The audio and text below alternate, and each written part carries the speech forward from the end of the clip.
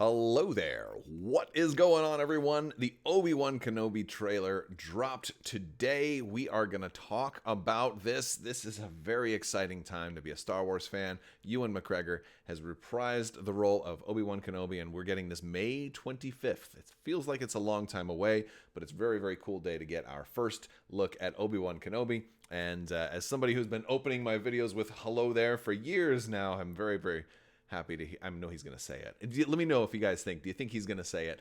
We are still giving away a $25 Amazon gift card. All you have to do to enter to win that giveaway is to be a subscriber and leave a comment on this or one of my videos. It's as simple as that. So I want to hear what are some predictions. Do you think we're going to get some new quips and some new meme material out of Ewan McGregor in this short series? Or do you think that halfway through the series, Din Djarin is going to come in and just kind of take over for a couple of episodes and eventually hand it back off to Obi-Wan? I don't know if that's going to happen, but I'm really hoping that it's going to be very good. I think everybody's expectations are high. This will be my kind of reaction / breakdown because I was very happy to see this trailer, but I'm obviously not recording myself watching it for you guys. There's a lot of people doing that already.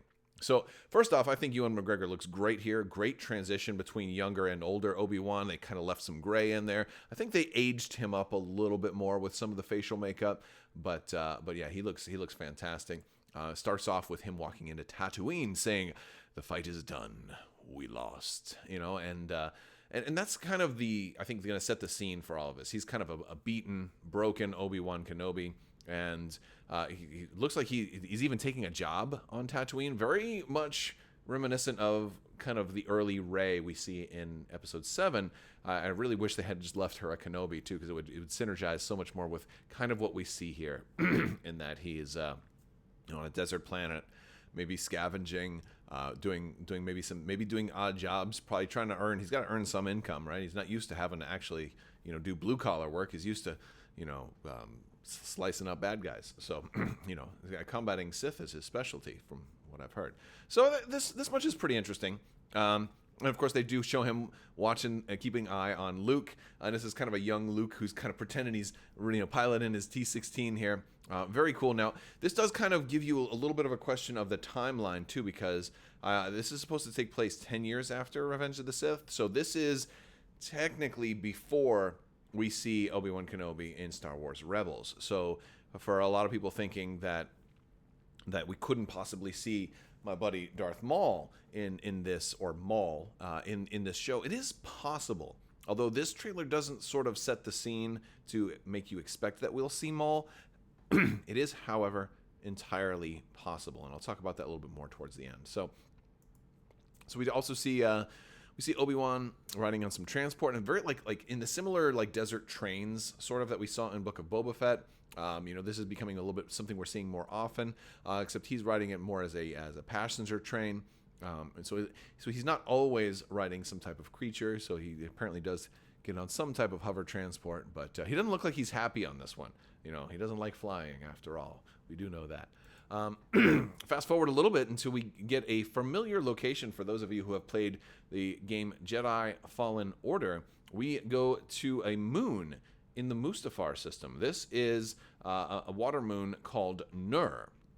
And this is the Fortress Inquisitorius. So this is basically a big training base, a big facility where the Inquisitors kind of have their home base. It's not very far from Vader's castle. It's a moon in that same system.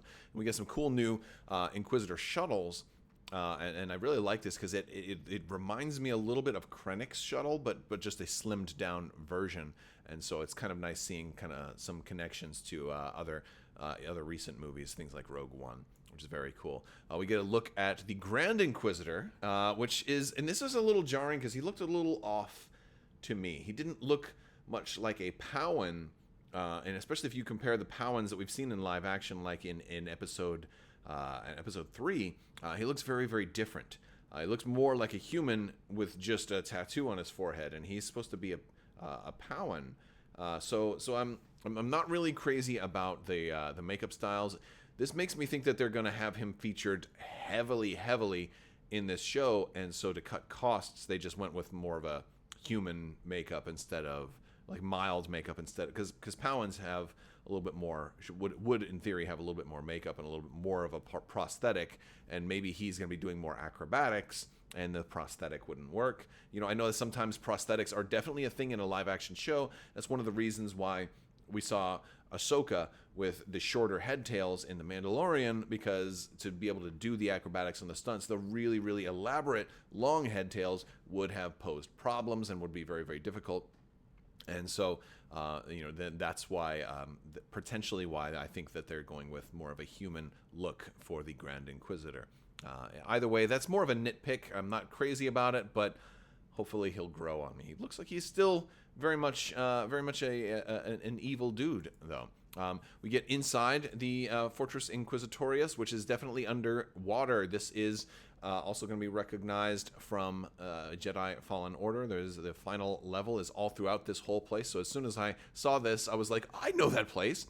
It immediately made me wonder, are we going to see other characters from Jedi Fallen Order? Will we see Cal Kestis, Seer, or Trilla, or any of these other characters from Jedi Fallen Order? Wouldn't that be interesting? Also see the fifth brother over here, as well as our new Inquisitor. And so this is really interesting. Our new Inquisitor, his name is Reva, and she is potentially going to be one of the main antagonists in this show. She's seeking out Jedi in hiding. She is ruthlessly ambitious, so she will probably be particularly cold-blooded, and we see a little bit of that throughout this, as she's also goes back to Tatooine, is shown hanging somebody and drawing quite the reaction from Owen Lars. That's right, Joel Edgerton is back playing Uncle Owen. It's fantastic that they've brought him back, and it's just perfect. There's also some images out of him confronting her face to face on the Entertainment Weekly issue that also came out today. So, or at least digitally, there was a preview of it today. So he's definitely kind of getting up close and personal with our new Inquisitor, Reva. And it's interesting that they go by Reva as opposed to a name like, you know, fourth sister or ninth sister or 12th sister or what, you know, they'll have that numbered system. I'm curious what Reva's story is and why she has a standard name. Maybe she has not yet completed her Inquisitor training. Maybe she is trying to prove something and become part of that order. But if we go back to here, it looks as if she is briefing them. So perhaps she is next in line to be Grand Inquisitor, and thus just opts to use their name Reva. She doesn't wear a mask either, and I think that's probably a good thing. As far as a live action show, like the masks are really good to animate, but in live action, if you're wearing all this stuff, it's probably going to fall off when you're doing your acrobatics and all of that stuff. We get a really cool close-up look at the Inquisitor shuttle landing in the Mos Eisley, it looks like. Now, we don't see the TIE V1 prototype, so basically the TIE Advanceds that the Inquisitors were using in Star Wars Rebels. Although I think there is a very realistic chance that we will see at least one of those during the course of this show, as we do see other Inquisitors as well. And so I think that's a pretty cool thing. But Reva is likely the one using this particular shuttle, indicating that she is probably of some importance, on par, perhaps, with Director Krennic's role of significance. I believe that's probably not too far of a cry. We also have this mysterious Imperial officer who is also seen walking on a similar to possibly Tatooine landscape, or maybe another planet altogether. We usually don't see trees on Tatooine, so my guess is this is a whole different planet that we see here. We fast forward a little bit to Obi Wan Kenobi. All this time, the Grand Inquisitor is talking about the hunting down the Jedi. They can't help but help people. It leaves a trail. The Jedi code is an itch, and they can't help themselves. And, of course, they're showing Inquisitors terrorizing people. They're looking for Jedi. The Inquisitors are hunting down remaining Jedi. And Obi-Wan will be leaving Tatooine. Now, I talked recently about another video about how Obi-Wan was going to leave Tatooine, was going to fight Vader again, and I believe he's going to do it on the Death Star. I'll put a link at the end of the video so you can check that out too. There's a whole lot of supporting evidence for that, but this is at least a partial confirmation that he does indeed leave Tatooine. This planet that he's on reminds me very much, it's giving me cyberpunk vibes. It's a planet called Daiyu, and it supposedly has a Hong Kong feel to it. I'm really, really looking forward to this planet because I like that kind of look. I feel like especially with Book of Boba Fett, we've been getting like more cybernetic enhanced people, and then with this, I feel like it's almost a merging of Cyberpunk and Star Wars, and I am here for it. Absolutely. We do get a clip of a new droid, and this is interesting because it looks like a little bit of a K2SO style droid. It's got like a similar chassis, although the head is very different. Makes me wonder if this is like a previous model of the K2SO, or if this was maybe even a prelude to a Dark Trooper. I'm not sure what the role of this particular droid is. I think it's probably more likely to be a helper droid, some kind of variable function, load lifter, manual labor kind of droid, based on the look of it. There are a Besh up there. It looks like it says NED. And then maybe two numbers like LL, but L's not really doesn't translate directly to anything. So maybe it's like a NED 22 or something like that. It's kind of hard to see that section right there because the light is shining on it. But I'm going to call him Ned for right now because I think that's probably what his name or nomenclature is, or at least starts with NED. But we don't see a whole lot out of this. We do get another clip of the Inquisitor, the Grand Inquisitor, doing the spinny lightsaber deal, threatening this poor man, saying, "Where is he?" Now, whether he's asking about Obi Wan Kenobi or if he's asking about some other Jedi, because I could see the show kind of opening with them hunting down some other Jedi, and maybe he puts up a fight and we get a great sequence, but they eventually get him, right? Like I could see the show opening that way, and that's kind of sets the stage for, hey, Obi-Wan, other Jedi are falling, they need your help, so he has to leave. I could see that happening, and maybe this is from that opening episode. A lot of people are asking, though, with the spinning lightsabers, are we going to see helicopter lightsabers? Because in Star Wars Rebels, the Inquisitors, the biggest sin Dave Filoni ever committed, it's okay because it's a joke and it's fun, but is he had the Inquisitors that they could just turn their lightsabers to spin and they could fly away with them, Mary Poppins style, or maybe not Mary Poppins. She floated down. They actually it lifted them up. Which again, there's all new physics in Star Wars. Things don't work the same. It's a whole different galaxy. Whatever. The idea is they were probably used to the Force to do it, and they probably just put it on there for panache. I don't know, but I don't think we'll see helicopter lightsaber flying in this one, but we will definitely see it used as a weapon like we do right here. Very cool stuff. We see the fifth brother here marching in with some stormtroopers. This is also on the Daiyu planet. Very cool look of, it kind of reminds you a little bit of like maybe downtown Coruscant, but this is from the Daiyu planet, according to Entertainment Weekly. We're going to see, I think, a significant amount of content on this world. It's probably from one of the first couple of episodes, but it looks interesting, and it is a little jarring because the characters look a lot different than they did in Star Wars Rebels for the Inquisitors. The Grand Inquisitor looks very different. Fifth brother here looks very different, unless of course this isn't meant to be fifth brother, and maybe it's another brother from another mother that we haven't seen before.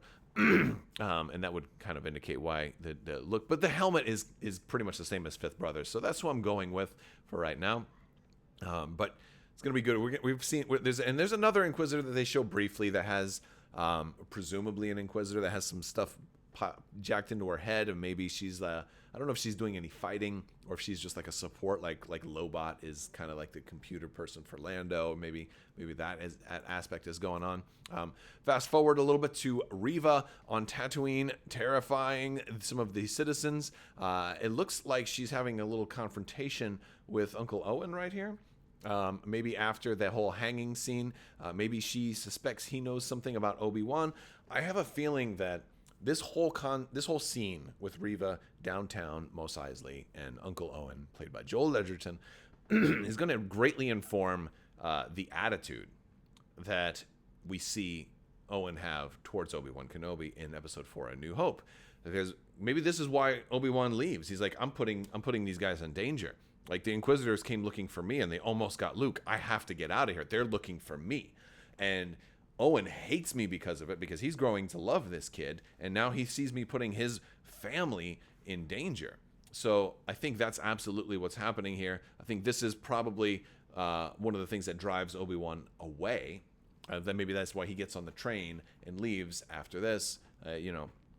Maybe the Empire has all the starports in Mos Eisley locked down. That's, of course, why there's probably stormtroopers still on Mos Eisley years later when Episode 4 starts, although a lot of them have come down from the Star Destroyer at the beginning. So, but still, I think this is going to answer a lot of those questions, and you'll definitely be watching Episode 4 differently.